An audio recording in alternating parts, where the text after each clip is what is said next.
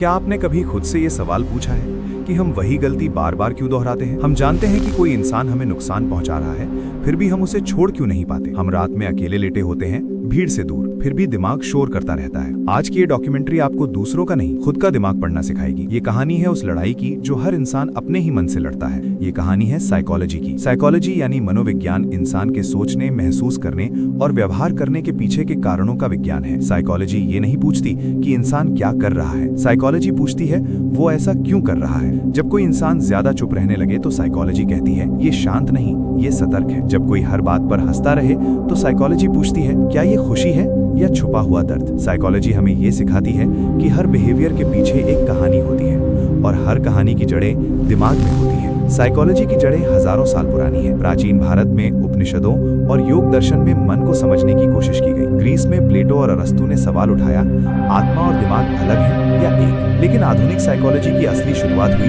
1879 में, जब William wound ने जर्मनी में पहला साइकोलॉजिकल लेबोरेटरी बनाया।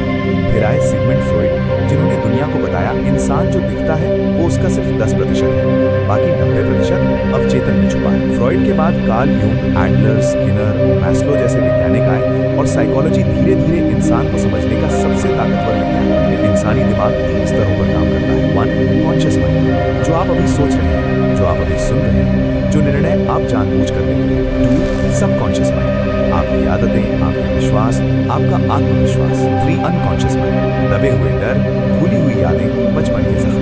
उदाहरण, अगर कोई इंसान रिश्तों से डरता है तो कॉन्शियस माइंड कहेगा मुझे अकेला रहना पसंद है, लेकिन अनकॉन्शियस माइंड कहेगा मुझे छोड़ दिए जाने का डर है। साइकोलॉजी कहती है इंसान का बचपन उसकी पूरी जिंदगी की ब्लूप्रिंट होता है। जिस बच्चे को बार बार डांटा गया वो बड़ा होकर खुद पर शक करता है। जिसे प्यार नहीं मिला वो बड़ा होकर वैलिडेशन ढूंढता है। एक बच्चा जिसने अपने माता पिता को लड़ते देखा वो बड़ा होकर या तो बहुत शांत बनेगा या बहुत गुस्सा है। ट्रॉमा सिर्फ हादसा नहीं होता, ट्रॉमा वो दर्द है जो शरीर भूल जाता है लेकिन दिमाग नहीं। एक बच्चा जिसे बार बार अपमानित किया गया वो बड़ा होकर सक्सेस के पीछे भागेगा लेकिन अंदर से कभी खुश नहीं होगा। साइकोलॉजी कहती है अनहील्ड ट्रॉमा पर्सनैलिटी बन जाता है। डर इंसान को बचाने के लिए बना है, लेकिन जब डर नियंत्रण करने लगे तो वो एंग्जाइटी बन जाता है। Fear of failure, fear of rejection, fear of loneliness, यही डर इंसान को आगे बढ़ने से रोकते हैं। प्यार सिर्फ एहसास नहीं, ये एक केमिकल रिएक्शन है।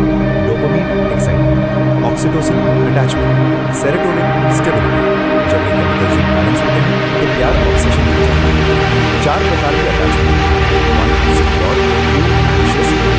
अवॉइडेंट, 4. फियरफुल। जिसे बचपन में सुरक्षित प्यार मिला उसे प्यार मिलता है।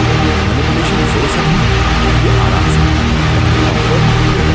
जो ज्यादा चुप रहता है वो कमजोर नहीं, वो ऑब्जर्व करता है, महसूस करता है और याद करता है। मैनिपुलेशन आलस नहीं, एंग्जाइटी डरपोकपन नहीं, ये दिमाग की तरह है। Social media attention, likes, followers, शब्द झूठ बोल सकता है लेकिन शरीर सभी लोग हालात नहीं, अपनी सोच बदलते हैं। हर इंसान में रोशनी भी है और अंधेरा भी। हीलिंग का मतलब दर्द मिटाना नहीं, दर्द को समझना है। साइकोलॉजी आपको ये नहीं सिखाती कि दुनिया कैसी है, साइकोलॉजी आपको सिखाती है आप कौन है। अगर आपने खुद को समझ लिया तो दुनिया अपने आप समझ आने लगेगी।